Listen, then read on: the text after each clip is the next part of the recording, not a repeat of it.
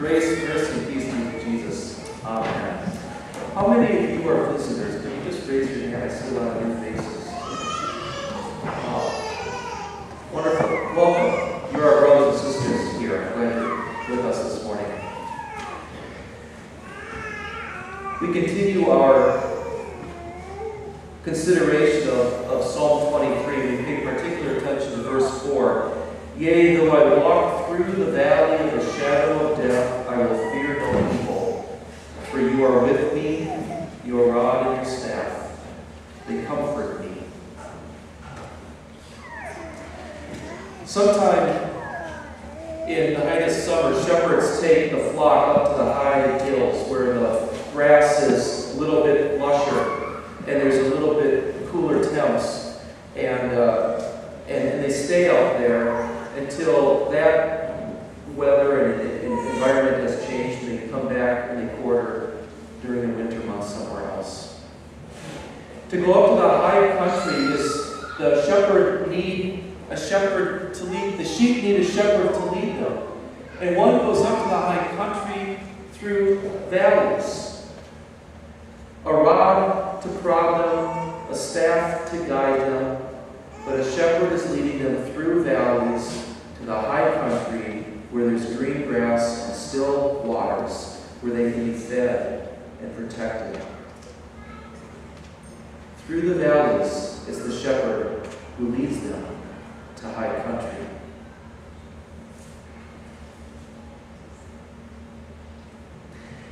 A shepherd writes, every mountain has its valleys. Its sides are scarred by deep ravines and gulches and draws. And the best route to the top is always through these valleys. Any sheepman familiar with the high country knows this. He leads his flock gently but persistently up the paths that wind through the dark valleys. Yea, though I walk through the valley of the shadow of death, I will fear no evil, for you are with me.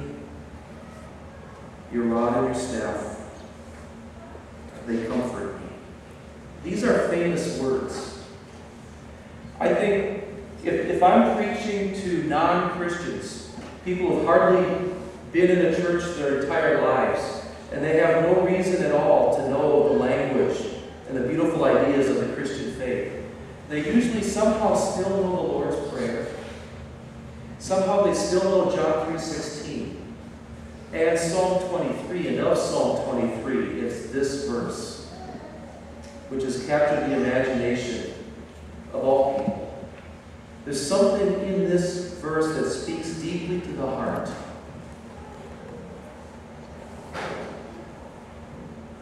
And it says, it reminds us of two things. Number one, we all must die. We all must die. Pay attention to these Bible verses from Hebrews. Everyone must die once, and after that be judged by God. From Ecclesiastes, we all must die, and everyone living should think about this. And Psalm 90 teach us how short our lives really are so that we may be wise. We all must die.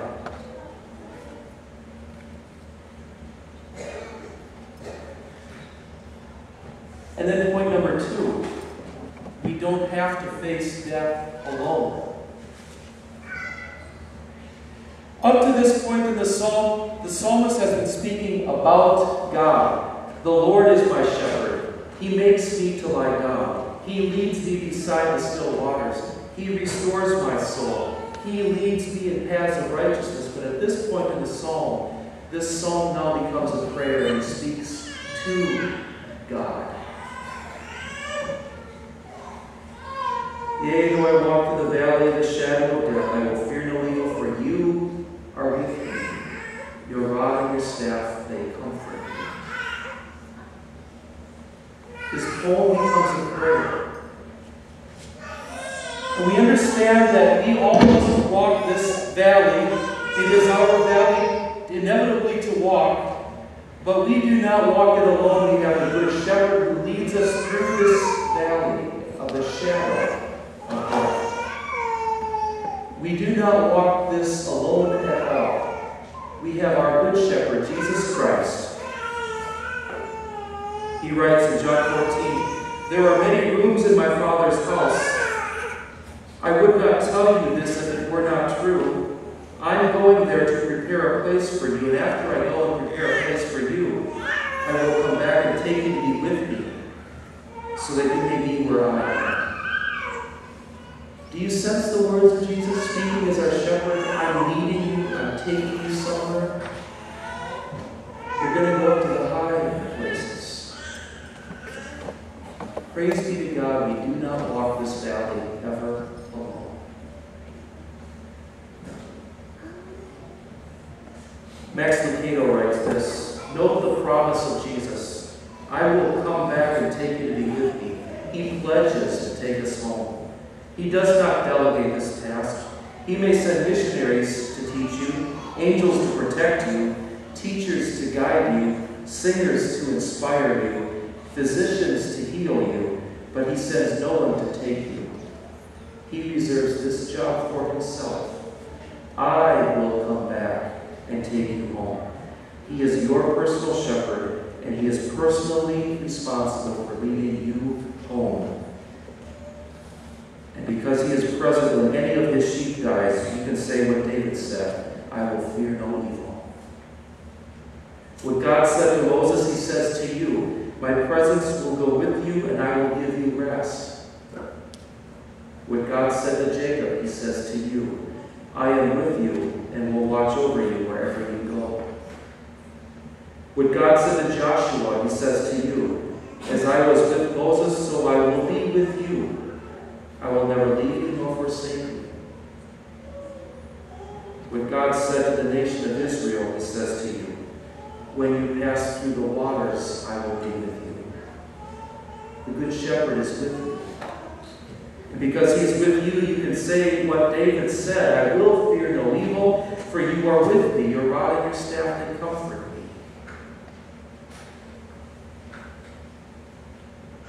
Dear people of God, perhaps one of the rocks you need to place in this bin here as you come up to communion is either a silly notion that somehow you aren't going to die, a denial of that death. Maybe you haven't even thought of it. The Lord hasn't quite taught you yet how short your days are. That's quite a burden to carry, actually. It's good that we get real with that. It'll actually lighten your load. Maybe another rock that you need to place in here is a fear of dying. That it will be this strange and awful, lonely experience. But you will recognize, I promise you, the presence of Jesus, your shepherd, guiding you through that valley. That fear is a burden you don't have to carry. Place that there in this bin as well. There was a French army chaplain who spoke to his men before going into battle, and he said, men, the Lord is your shepherd. I want you to consider this. The Lord is my shepherd. Write it on your hands. 5 words, 5 fingers. The Lord is my shepherd. And the men went into battle with that word written on their hands. It made great comfort, at least to one of the soldiers, because one of the soldiers killed in battle was found in his posture of dying, gripping this finger like this. And this is how he died. The Lord is my shepherd. He will not leave you. You can drop that fear.